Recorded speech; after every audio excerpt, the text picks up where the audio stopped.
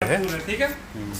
खड़ी हो गई चाँप कर कंकालों की हूँ, खड़ी हो गई चाँप कर कंकालों की हूँ, नभ में विपुल विराट सी शासन की बंदूक, नभ में विपुल विराट सी शासन की बंदूक, उस हिटलरी गुमान पर सभी रहे हैं थूक, उस हिटलरी गुमान पर सभी रहे हैं थूक, जिसमें कानी हो गई शासन की बंदूक, जिसमें कानी हो गई शासन की बंदूक, बढ़ी बधिरता 10 गुनी बने बिनोवा मूक, धन्य धन्य वह शासन की बंदूक, सत्य स्वयं घायल हुआ गई अहिंसा चूक, जहाँ तहाँ दगने लगे शासन की बंदूक, चली ठूठ पर बैठ गई कोकिला कूक, बाल न बांका कर सकी शासन की बंदूक, बाल न बांका कर सकी शासन की बंदूक, खड़ी हो गई चाँप कर कंकालों की कूक। यह कविता सर आप किस लिए सुना रहे हैं सर? ये कविता मैंने इसलिए सुनाया क्योंकि अभी जो वर्तमान परिदृश्य में देखा जा रहा है कि शासन का जो व्यवस्था, शासन का जो बंदूक है, अर्थात जो शासन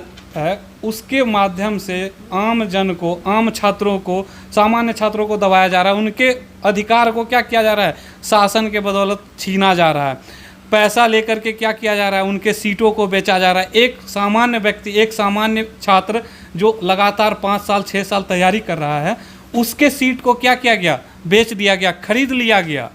वह नहीं ले सकता है नौकरी अब। क्यों? क्योंकि उसके पास पैसा नहीं है। पढ़ने के साथ, मेहनत करने के साथ आपके पास पैसा है तो ले सकते हैं, अन्यथा आपके पास कुछ नहीं है। क्यों? क्योंकि शासन की बंदूक आपसे ऊपर है। है ना? किसका शासन है? यहाँ अभी हेमंत दादा का शासन है। क्या कीजिएगा, जब तक इसमें रहेगा तब तक आप इसी तरह दबे रहिएगा, है ना। इनका बंदूक अभी बहुत चलने वाला है, 4-5 महीना और। वोट दीजिएगा हेमंत को? नहीं, मैं तो बिल्कुल नहीं देने वाला हूँ। और अपील आपसे यह भी करता हूँ कि आज यह परिदृश्य देख लीजिए, और इससे यदि नहीं संभले तो अगले 5 साल फिर इससे भी खतरनाक परिदृश्य में जीना पड़ेगा, और घुट घुट कर जीना है तो आपकी इच्छा, है ना।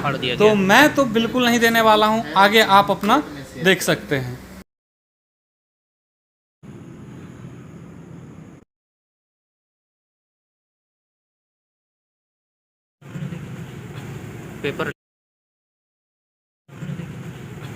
पेपर लीक हुआ पत्र जो है हम लोग पकड़े तो फाड़ दिया गया।